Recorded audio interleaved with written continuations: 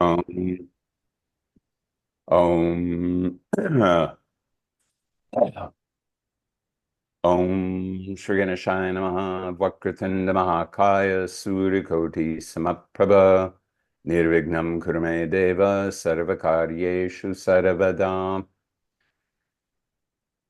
Sharanagata Dinartha Paritrana Parayane Sarvasarthi Hare Devi Narayani Namostute Om Ring Namah Shivaya Tasmai Shri Gurave Namaha Mukam Karoti Vachalam Pangum Langayate Girim Yat Kripatamaham Vande Paramananda Madhavam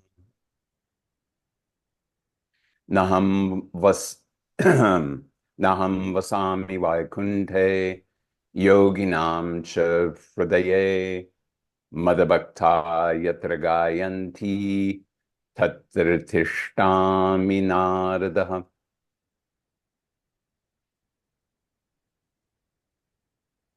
Good morning, good afternoon, good evening to everyone. And Nina ji, namaskaromi, pranamyatam. How are you doing this fine Very day? good. I think I might be in a better time of day than you. I hear it's very early where you are right now. Well, I'm in a good time of day. It's not the time of day I often uh, uh, make it a point to try to be articulate, but it's it's a great it's a great pleasure always to get a chance to chat with you. So since our paths don't cross that regularly, and since I was very fortunate to cross paths with you twice in 1 month, my I goodness. know. I know. I was going to say it's been quite frequent in the last 60 days. So, I mean, I can only pray that that will continue. The world being what it is, I will have faith in Bhagavan that that this will become a trend.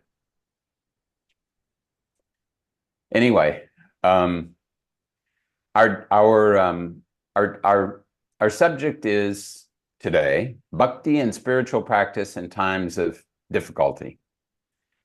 And um, I maybe a good place to start is just what exactly does bhakti mean to you? Sure. Well, let me just start by saying that probably the first time I even heard the word bhakti or remember hearing the word bhakti was after I had moved to America as an adult. And I was in my 30s and went to a yoga studio and started practicing. And people were talking about bhakti as if it was a thing, which was something that I had never really experienced. Um, and maybe it's just it wasn't spoken about in my household, but it's just woven into the culture of an everyday household in India. At least that was my experience. And I think that my parents, at the time that they were raising us as children, this was now in the 60s when I was born, my father had already thought about looking towards the West, for my sisters and I to raise us here in America. So most of the conversation in our household was so much about our education and culturally how we were going to be in the world, and as women making our own choices, things that were very different actually for my mother, for example, and the way she grew up. So a lot of the conversation in the home was more about practicalities and not so much about spirituality. So the word bhakti necessarily didn't come up. However, my parents were, especially my mother, was raised in a household by her father, who was an engineer for the British government. He built the bridges back in the day. But he was also an incredible chanter, musician, natural musician, and a bhakta, in the sense that his worship happened on a daily basis at home in his own puja room, which we had a chance to actually be part of and visit when we were young. We didn't have it so much in our home. There was a daily worship that was done before the meal. I did see my mom sort of sitting and reading Devi Mahatmya every day, few pages. But that was sort of the extent of what was happening in our household. We also lived around the world. We didn't grow up in India, just so you know. I was born in America. I grew up in Thailand, in Canada, in Australia, and many places. So our nuclear family was sort of my whole world for a lot of my childhood growing up, other than when we went to my grandfather's home. So for me, when I look back now, um, the the way in which we lived our lives as children of Indian parents, the way we related to our family, the way we related to elders, all that reflected our Indian tradition, our Indian culture of respecting elders, bowing to them, all that sort of thing. But really, where I got in touch with my sort of devotional heart was in school, if you can imagine, in the Christian schools that I grew up in. And many of them were run by nuns. Some of them had chapels in them. And I just wanted to be with the kids who went to Mass every morning. For me, being in the chapel with these students in Thailand or wherever I happened to be, they got to go and sing these beautiful hymns and sing about Jesus. So I don't know if you had this when you were growing up, but I grew up in such hot countries that we had this period called library period. So when we lived in Thailand, the only room in the school that was air conditioned was the library. So we looked forward to library period in school. And other than Nancy Drew, because I love Nancy Drew, the other books that I read while I was in there were stories of Jesus. That's what I love to read. And I wanted to go to Mass with these kids, and they would put me in a class called moral science because I wasn't Catholic. And I begged my teacher to just, I just said, please, I won't take communion. I just want to go and sing the hymns. And, little things like the confession booth, I'm sure many of you have been in them. I really wanted to understand, who am I talking to in here? Who's listening to me, to what my heart has to say? And so when I look back now, I realize like those were the things that I was being pulled in already to this path that I would eventually walk on in a more conscious way only later on in my 30s. It was not as a child. We lived in countries where there was a lot of spirituality, like in Thailand, for example. Buddhism was very much part of the practice for the people. It's a living culture. But it was really only when I went to my grandfather's house and I didn't have books to read. We were there for 2-3 months. It's hot, monsoon, no TV, no phones, So other than walking in the rice fields and getting cashews from the trees and watching the coconut guy bring the coconuts down, the rest of the time was in morning puja, evening puja with my grandfather, and reading the books he had on the shelf. And what did he have on the shelf? Lucky for me, in English, he had the Ramayana, Mahabharata, Krishna Lila, and these were the books that I read as a young teenager up into my 20s before I got married. So, and that sort of became, and I would go back looking forward to reading them again. And in between, I grew up with Amar Chitra Katha comics, which many Indians would know about, telling And I do too. Yes.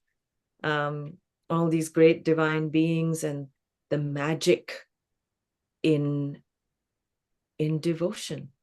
What does that mean? And you saw that in these stories.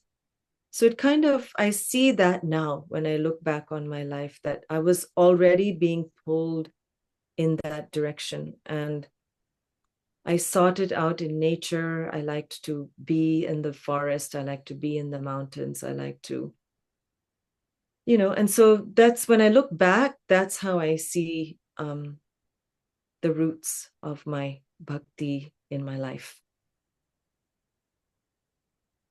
Um, it's I have to um, uh, admit that I find it quite a number of parallels with my own life because even though um, even though when I was growing up we didn't move from country to country, um, we did move from place to place, and I definitely grew up. At least until I was 15, on the Gulf Coast. And the Gulf Coast is hot. It's the semi-tropics. And we have monsoons, not quite exactly like the monsoon, but usually in the afternoon it'll rain. And we have hurricanes, of course. And back when I was growing up, there was no air conditioning in the schools. But there was, I mean, fortunately, our house had AC, but when we visited our grandparents, there was one room in the house that had AC, and everybody in the afternoon would go into that room, and that was and we would play cards or do whatever we were going to do. Um, and I didn't hear the word bhakti. I don't think until I read the Bhagavad Gita in high school, the old Edgerton translation that was really very stilted English and was kind of, I couldn't really make any head or tail of it at the time. But I grew up very much in a household that I could describe as being um, uh, occupied by and infiltrated by bhakti because my parents were very genuine and serious, devoted Christians, not Christian nationalists like we hear about nowadays, but sincere devotees of Jesus Christ. And that's how I grew up. And there was nothing, no real focus. And I grew up as a Baptist, not as a Catholic. So there was there weren't people were not wearing fancy garments, and there was not fancy, and the mass was it was a much more relaxed kind of thing. Um, the But it was very much music was a big part of it. So in fact, my sister and I now, for fun, periodically, because we both live in Houston, and when I'm there, there's a lot of traffic. And the drivers are not at all good drivers, so you have to be alert all the time. But we will often, I'll often just grab the Baptist hymnal, and we will go through it, as we drive, singing hymns that we both remember. And it's surprising how many, dozens or maybe more than maybe hundreds even of hymns that one remembers having been having had them in being inoculated with them at an early age, and it was just so extraordinarily valuable to be exposed to that degree of genuine and sincere devotion um, to the divine at such an early age. And it developed in me a devotion to Jesus that still is, I regard him as my Kula Guru and my Kula Devata. And that just provides such a wonderful foundation for me, whether I'm in difficulty or not, but especially if things are feeling difficult, that gives me something that I don't have to go very far to find that foundation that I can that I can rely on when I need when I'm feeling really nonplussed about something. I always have I always have a source to go to where I can get some strength again. And that has just been, I mean, and it was so wonderful to have that be part of my life from such an early age, just as even if it was not so directly in the context of your nuclear family, you had your grandfather and the cashew trees, of course, which I can imagine were a lot of fun to be around growing up. Um, and and I I I have to, I sometimes feel sorry for people who have no access to that kind of rasa. I'll use the Sanskrit word, but that kind of emotional juiciness that is not selfish, and it's not directed towards some end. It's an expression of how the universe is always there to assist you. If you will knock, the door will open. If you will ask, it will come in your direction. Um, and that's something that I was remembering yesterday, that some years ago I was in Bombay, and there was a yellow and black taxi. Taxis are very important in Bombay to get around.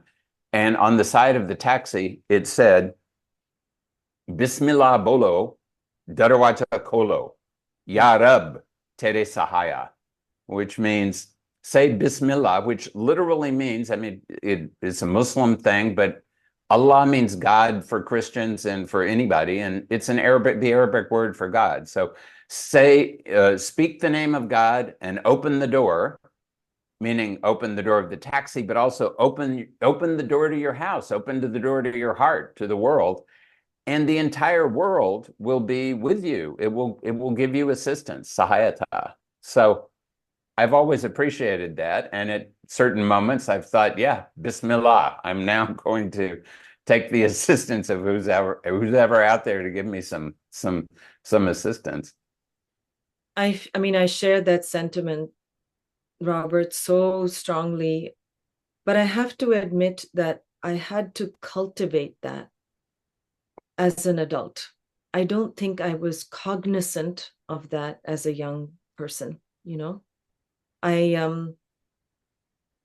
it I still remember feeling very alone in the world even then as I was growing up, and safe, not unsafe, but just alone and needing to find a way to navigate. And I found that these stories were very helpful for that. Reading any of these um, sacred stories, I just found that I kept coming back to it. Unlike any other stories we might read, I kept coming back to it all the time. And it was only one of the times that I was with my grandfather and I asked him to share with us how to chant, because he had a harmonium. It was not something he openly shared with us because he would mostly sing by himself. But when I saw the harmonium, and I always had this wish to play music or sing, I asked him to play, and he invited all of us. He said, I'll do it for sure, but everybody come and sing. And it was then that I realized that my parents, my mother and her sisters, had all grown up with chanting. I just experienced it with my mother because she didn't bring it into our household. And so my cousins who lived in India, they knew how to chant. And then we had satsang. This was the other beautiful thing. Having satsang at home, he would have the entire village came to their living room at one of those open, with the grills. There's not even windows, there's just grills, and it's a big room. And the mats, the chapes are rolled out, and the altar is put in the middle of the living room, and the men sit on one side, women sit on the other side, and beautiful prasad is made for everybody. And I remember just sitting there and thinking, and everybody knew how to sing a chant. It wasn't even just my grandfather who was leading, everybody led something. And it felt so connected. I think that's the thing that I felt the most, is that whatever was going on in the rest of our lives, or however we might have felt about anything else, the connection was so strong to the place that we were all looking at, the same direction, whatever that was. And at the time when I was young, I couldn't really figure out I didn't even know that it was a thing. It was just a moment and it passed.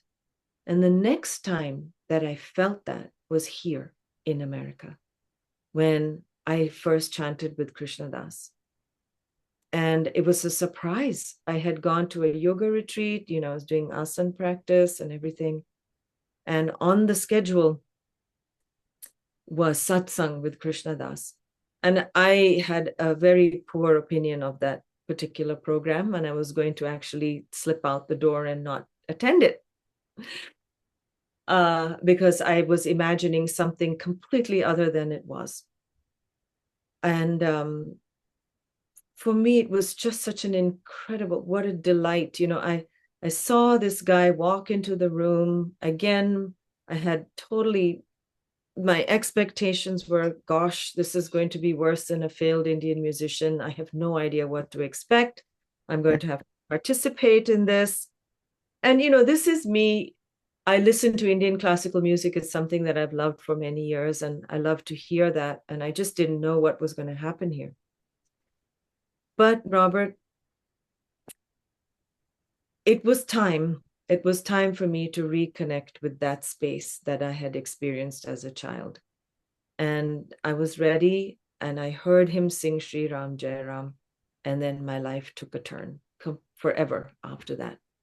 I knew I had found the place that I could always go to, and it was always there for me, where everything is okay. And that is in the chanting of the name, no matter what's going on. But it took a while. And it's only after chanting and hearing the stories of Maharaji and hearing about the guru-disciple relationship and the community at large, and the way in which these incredible beings work in the world for our benefit, and we don't even know, I had to discover that. And then the whole world opened up for me. Then I understood more these stories of the Dharma that I had been reading about when I was reading Krishna Leela or Mahabharata or any of those. So at that point, I understood, okay, this is what they're talking about, bhakti. When they're saying bhakti, what does this mean? And I would say it's kind of like, it's the sign, it's the street sign, it's the road sign of the path that you're going to take. And how do you walk down this path in such a way? You have to cultivate. Bhakti is something that should be cultivated. I think it exists in all of us as a longing for something, a longing for a space of love, a space of peace, a space of understanding, a space of safety and a refuge, any of it. We all long for that. But I really only understood that as bhakti when I recognized that, in fact, we're living in a space of divinity that we're always trying to connect with. Who is Bhagavan? Where is Bhagavan? Is there Bhagavan? Where is Bhagavan? Or Devi, or whoever they might be. So that was the beginning of my path. So it was fortunate, of course, that you had been exposed to your grandfather and the chanting, and been exposed to your mother reading the Devi Mahatmya every day. And so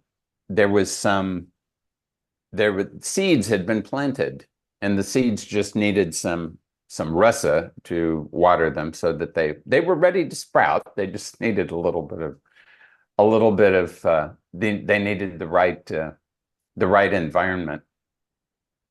So you and I were very fortunate. What does someone do who may not have been exposed to anything like that when they were young, and then they hear about and now they're older, and now they really have not had that kind of anubhav, that kind of experience when they were young. And unfortunately, not everybody has that same kind of immediate bonding with the concept of devotion that other people do. And of course, some people it never comes to them. But um, I mean, this is kind of it's a question that I've asked myself before because I don't know. It was hard for me to cognize the answer. But if someone if someone doesn't grow up ever being exposed to the concept of devotion, is there a way they can learn it? Or I mean, how? Because it's a flavor. I mean, rasa is a flavor. It's not as Vimalanandaji would say, you can't describe the flavor of a mango. You can eat a mango, and two people who have eaten mangoes, you will say, this is a great mango, and the other person will know, yeah, this is a great mango. But that's not it's not describable in human speech, except maybe by chanting. So if someone hasn't been touched by that early on, is there a way that they can open themselves to being touched by it so that they can experience the possibilities of that path? Yeah, people actually ask me that question. And my suggestion to them always is to kind of think back to some time in their life, because my understanding is that we're really all devotional by nature. All of us want to be devoted to something, whether it's Taylor Swift or whatever it might be. Our nature is devotional. It's just we're not always looking in the right direction to the place that we want to be devoted to. That's been my experience. And why would anybody need to actually acknowledge their devotional nature? It seems to me that people come to this path in a time of need, when they're looking for something to help them feel better, something to lean on, something to give them some kind of comfort, something to give them a sense of connection. And from, like I said, like my family was not particularly devotional. And I was the one who seemed to be more in tune with this kind of practice, this type of tradition in India of bhakti, devotion to the divine in a way that you're surrendering to something, surrendering to that greater power that binds us together. But my family wasn't so interested in what I was doing. When I started chanting with Krishna Das, my parents were in India and they got worried. They thought I had joined a cult. Who is this Krishna Das? And why are you singing every Monday? And where are you going? And what are you doing? And I said to them, I said, listen, you need to just come and see who comes to these things. They're regular people who have jobs. Nobody's trying to change anybody. Everybody's just trying to find a place to be together and taste that rasa, as you're talking about. And the people who started coming to the chanting and still do are ones who've either had to go, like me, in a yoga retreat, so they had to experience something, or somehow they heard something from somewhere. I mean, nowadays, of course, with all the media, there's videos and TikTok, and you hear things. But I recognize that there are so many people who will hear a chant, it feels good to them, and that's it. It stops there. They don't necessarily adopt it as a practice. So then how do you call it the path of bhakti? I don't know. Can you? So I don't really have any suggestion of how to enter into that space except to expose yourself. Exposing yourself to the sounds of devotion, whether it's chanting, looking at devotional art, reading devotional literature, listening to people, looking at pictures of saints, hearing discourses, those kind of things, I think might help if it's of interest. But it has to resonate with the person from the beginning. Otherwise, what for? I've I agree. I think that's probably the if you're going to be infected, the best way to be infected is to be around people who can communicate a particular disease to you, or in this case, a particular other thing that might infect you. So yes, satsang is probably the best way to do that, and certainly satsang is a great is a great thing to practice in good times, because that makes the satsang even stronger, and in bad times because that makes the satsang even stronger. And one thing that I think I always appreciated, but that certainly I appreciated more after Vimalananda articulated it more specifically, excuse me, is there's this concept in India particularly, that there's a distinction between bhakti and jnana, and various eminent authorities have addressed this. There's the famous teacher of Advaita Vedanta, Vallabhacharya, from many years ago, and he, among other, and he was a great bhakta, and he wrote many songs in Sanskrit, and all of the music is an important part of his tradition, the Pushti Sampradaya. But he once said, or maybe more than once said, but jnani chet bhajet Krishna, meaning if someone who is a jnani, who has really followed the path of Vedanta to really try to understand reality, but if that person was to get to that point of having a theoretical understanding of reality, and then start developing bhakti for Krishna, that to him was sort of like the ideal in human evolution, that you would not in any way turn away from the world. You would interact with the world in in the way that you needed to interact with it, but you would always be doing that from a perspective of a bhakti, always from a perspective of being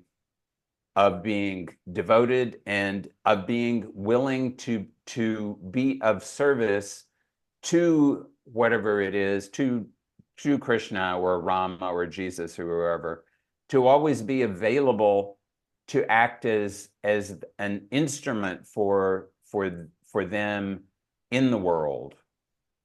And I always appreciated that, though it was only when I got to India and got to know more about some of the devatas, and in particular in the context of service of Hanumanji, Anjaneya, that that really there's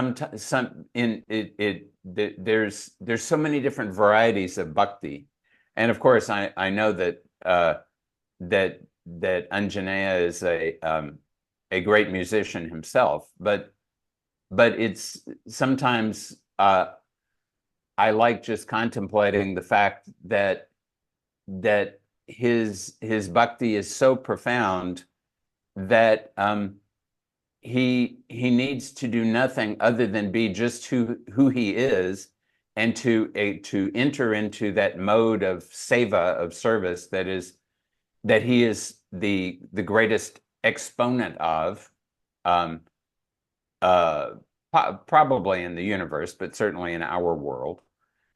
And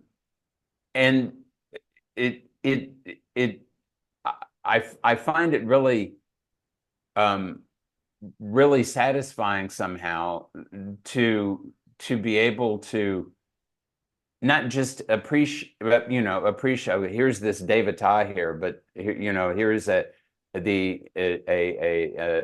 deity, but a deity who himself is a devotee. And it's sort of like that's, um, I don't know. In Hindi, the phrase that comes up is "Sone me sugandha." It's like you've got gold, which has all the good qualities, but it becomes fragrant. Then you're like, whoa, fragrant gold. It's like, sign me up. Yeah. I mean, I am far from a jnani in any way, shape, or form. And for me to read philosophy and read any of the Upanishads and things like this, I can't connect with them in a way. I it's not that I can't. I just don't think it's easy for people to connect with them unless you allow yourself to be touched by, or to taste that rasa, or to smell that fragrance, and that comes through hearing of and then engaging in some kind of practice, whatever that is, any bhakti practice. So chanting, dancing, drawing, yantra, all that sort of stuff. And I've also heard in the text before that you can be a jnani, but ultimately the full wisdom will arise when you open your heart to the divine. So my path is, I never tried to do anything else other than to try to open my heart, and my heart got opened by hearing the chanting. That's when I knew that there was a place for me to go, a place for me to connect, a place for me to learn. And in hearing Krishnadas talking about Neem Karoli Baba, I went to Kenchi, and I met Siddhima, who I consider my guru, my spiritual mother. And I saw her for 20 years when she was in the body. And what I saw in her, even though she was in the body of a woman, many may see her as Devi and so many different forms, the way in which she lived in this world was like Hanuman. She was Hanuman to Maharaji. Everything was in service to him. If you asked her a question, she would say, I don't know, but Maharaji said this, and this would be her answer. Everything in the mandir, all the rituals, the prasad that was offered, everything was offered at his feet. She was so much like Hanuman in, that in the way in which Hanuman says in the Ramcharitmanas, who is he to Ram? He says, when I'm in the body, I'm fully in service to you. But when I know who I am, I'm not separate from you. And she was like that. That's how she was. I could see her as Maharaji, and I could at once see her also fully devoted to him. So she was like Hanuman. It was both things. And to have her presence, to see how she moved in the world, how she spoke in the world, that was the only teaching that I needed. And that's what I continue to draw upon, because it's in my it's become part of the samskaras of my life. Like that's how I see everything now, the way she saw things. I try. I don't know. I can't claim to know how she saw things, but how I saw that she saw things. How's that? And so Hanuman is like that for me. And whatever problem we went to her with, she would say, chant Hanuman Chalisa. Just pray, take your burden to the feet of Hanuman, to Maharaji, because she saw them as the same being, and offer it there. Everything was bowing, Robert. Everything was bowing. And when I could see that in her, and because I so resonated with her, it's just become a part of me, how she is, how I saw her, and how I would like to be. And I think that's the beauty of Hanuman, is because he's a devotee, we have, and the most perfect devotee, we have someone we can model ourselves after, someone who can inspire us to be how we want to be. And that comes through in just the chanting of his name, the chanting of Sri Ram, hearing the stories of the Ramayana, hearing the way in which Hanuman served all beings so that we can serve all beings ourselves. Jai Hanuman. Jai Hanuman. I think you know, as you were describing this, I think the one thing that people forget, and I know that I often don't think about it when trying to make sense out of an Upanishad, is that the word Upanishad literally means sitting nearby. And who were you sitting nearby? You were sitting near your teacher. And you had been studying the Vedas with this teacher, whoever it was, for years, probably, because the Vedic studies was always a 12-year period. You had been living with the guru's family. You had been going out and collecting sticks in the forest for the Homa.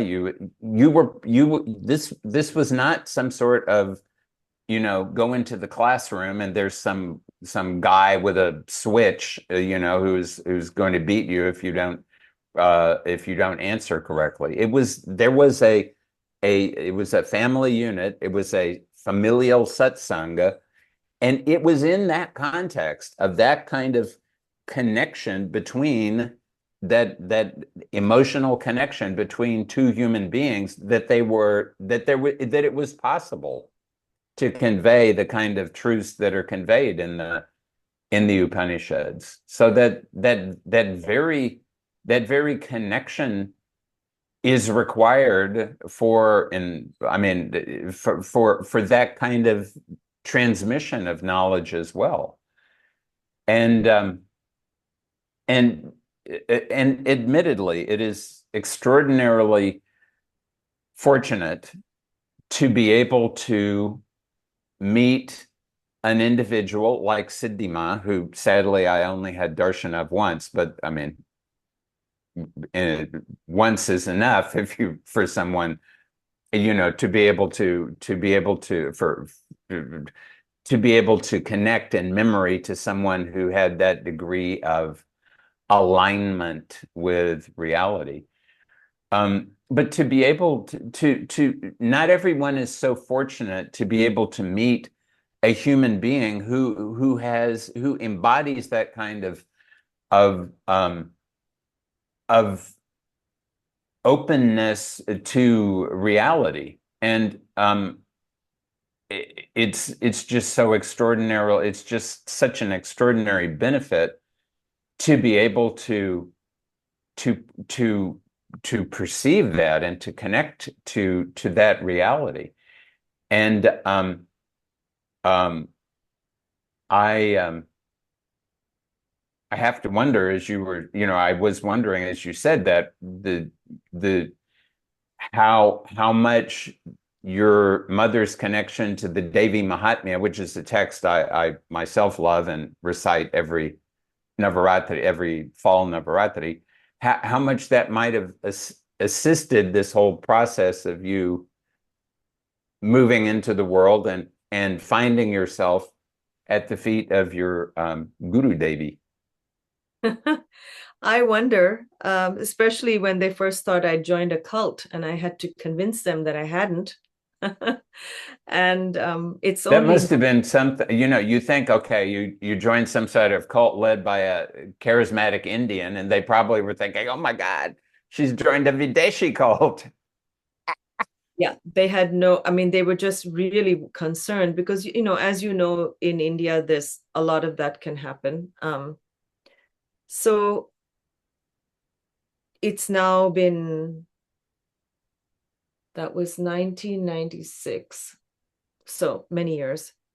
And gradually, and you saw, because you met me Well, and yes, I just met your mother you and your just, sister and yeah, your daughter, and your mother certainly seems like she and KD get along really well now. I mean, everybody's on the same bandwagon. What can I say? And they're happy to be there. So it just took the time that it took.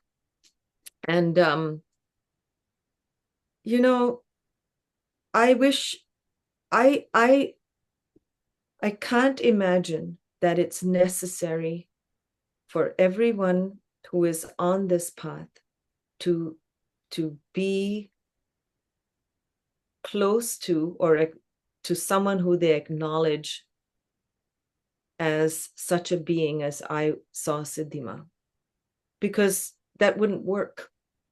Yes, It wouldn't work. that would not So work. No. my understanding is that there's the teachings go out into the ethers, however they go. We have a lot of people, a lot of great beings who are doing practice and not even seeing people. So, but a lot of good is coming from their work, their good intentions, their prayers for our sake, for our benefit. There are practices available to everyone. The main thing that Siddhima said to me the whole time that I was with her was how important it was to have discipline in your life, a certain amount of moderation in your desires. That wasn't really high on the list, but the way in which she lived kind of signified that to me. And the more that you created this discipline in your life and dedicated it to practice and choosing a few things or one thing that you would continue to do over and over again, you're going to find a way to polish, remove the covering, whatever is covering up that inside of us that we can't see. It's necessary to for the practice to uncover that, because it's in us already, whatever it is we need to know.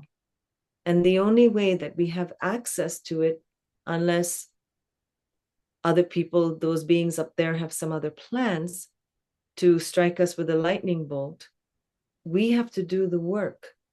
And the work is in the practice.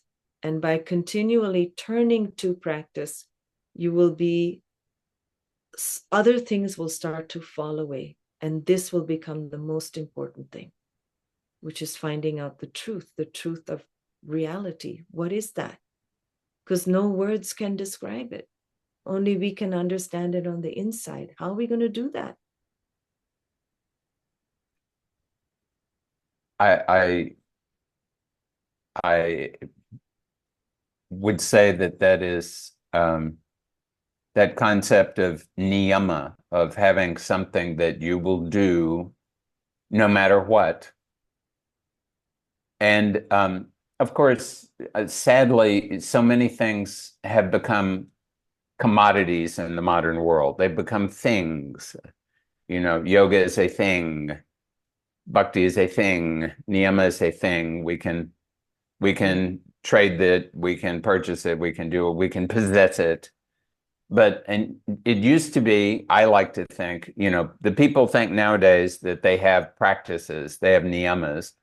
In the past, I think it was more that the practice had you, the discipline had you, and you were in the service of that discipline. And that was the thing that was you were organizing instead of you were organizing your life and you were fitting things in here and there, this you selected one thing and you organized your life around that. And it could be very simple, going to the, you live in a village and you go to the local deity that's sitting under a tree, but you make it a point to go there once a day, or you make it a point um, to bow in the direction of whatever it is you're bowing to, at least once a day, but you do it every day because that's the thing that you're organizing your life around. And yes, I think that's absolutely true.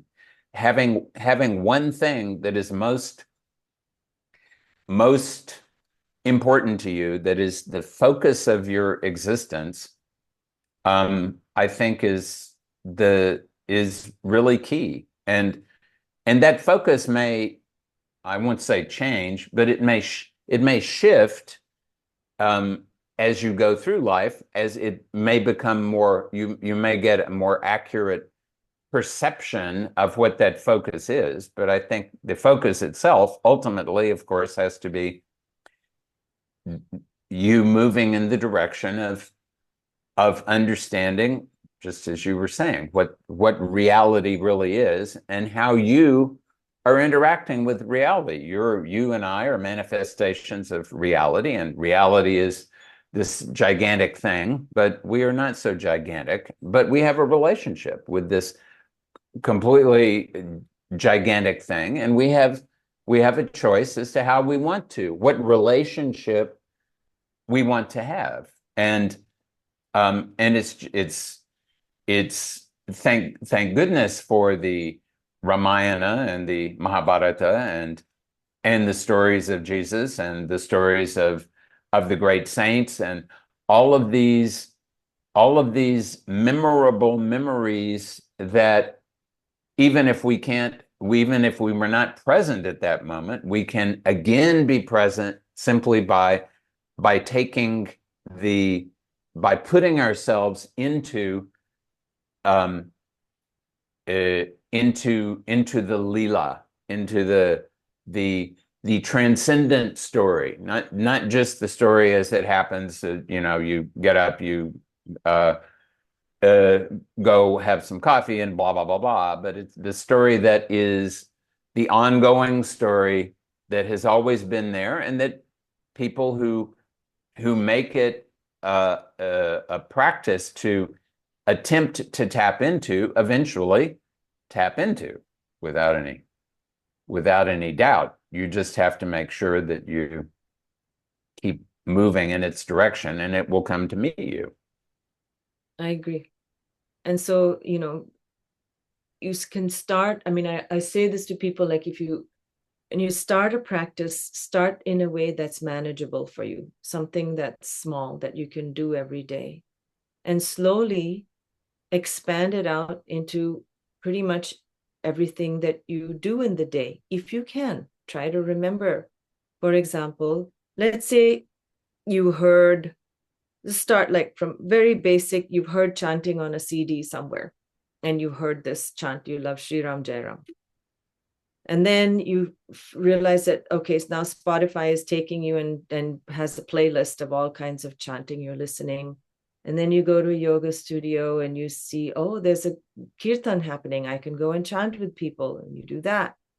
And then you start to listen and hear these different mantras. And then you go to a workshop and you learn about another kind of practice, like a mantra repetition practice, or hearing the stories of the Ramayana by Dr. Robert Svoboda, which is an amazing thing to do.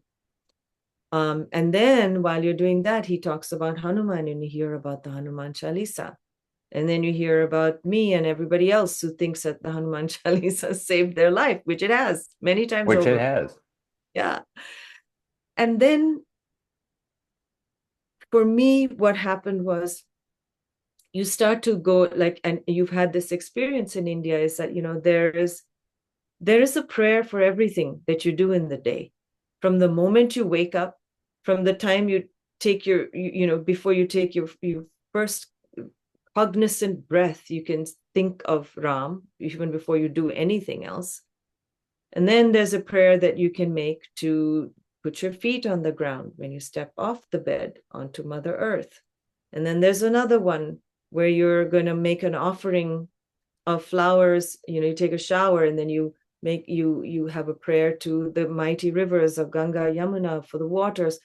Everything then becomes an offering, every single thing. So if we can find a way that even in our lives, like when I wake up in the morning and I open my phone to look at which messages have come in, maybe we can just stop for 1 second and say, may I be able to address everything that I'm going to address today in the best way possible,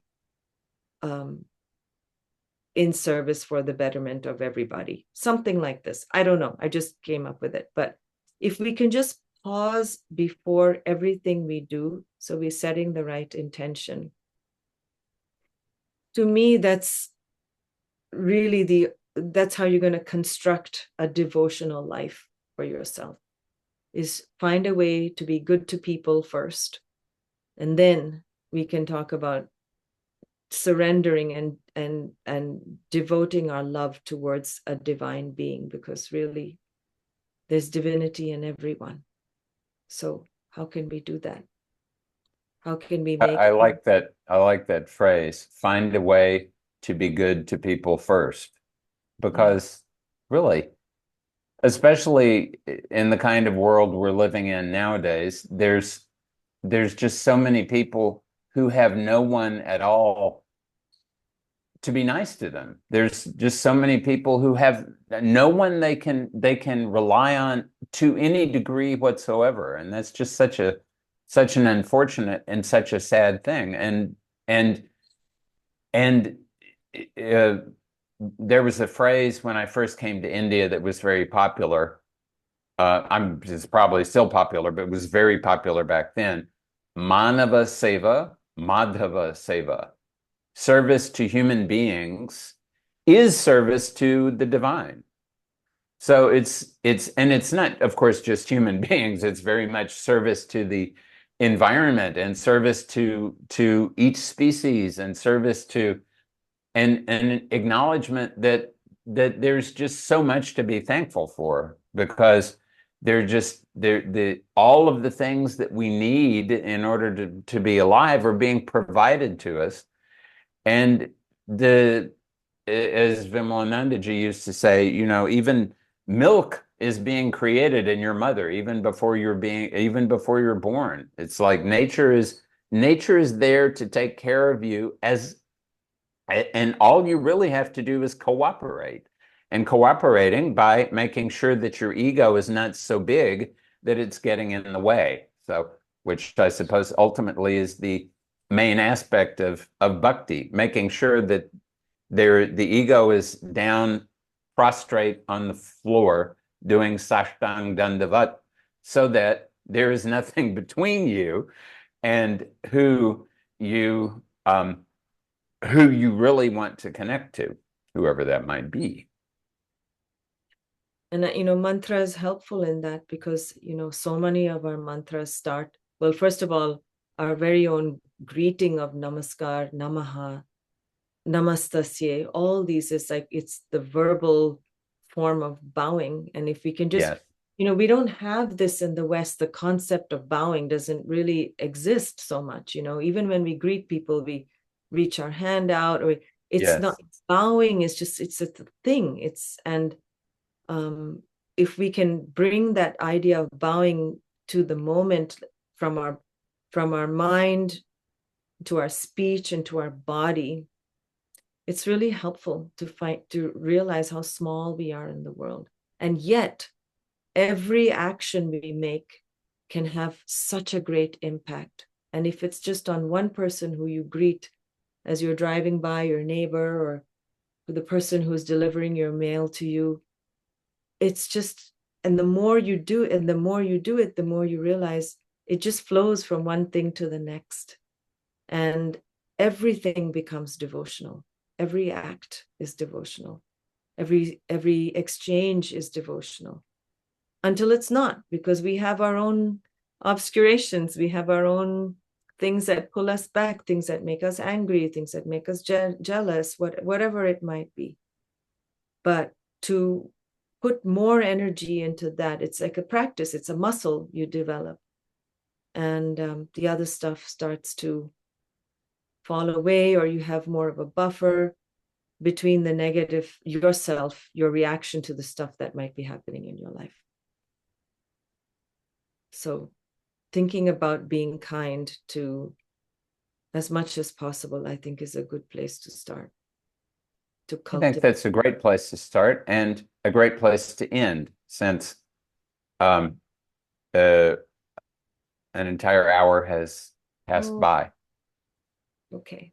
But that's what happens when one is in, what happens when you're having fun. Time just sort of passes along. So thank you very much. It's great to talk to you. It's been great to see you, and I'm looking forward to seeing you again in person at the very latest in June. So that will be, God willing, or May. Sorry. That seems far away. It does seem far away, but when you get to my age, at least, everything moves a lot faster. All right. So We look happy forward. Thanksgiving. Thank you. Greetings to everybody there, and Jai Hanuman. Jai Hanuman, Jai Sita Ram, Jai Bhagavan.